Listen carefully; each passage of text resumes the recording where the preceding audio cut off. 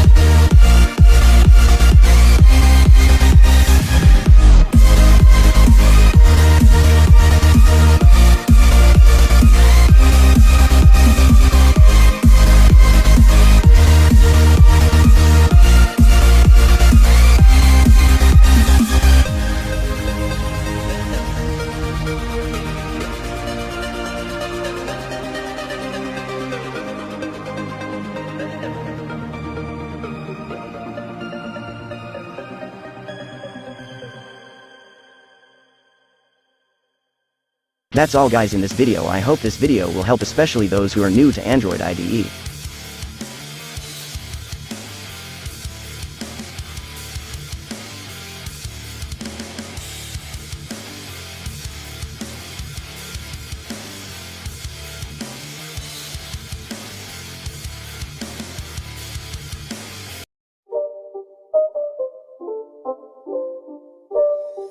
It's not a game, it's a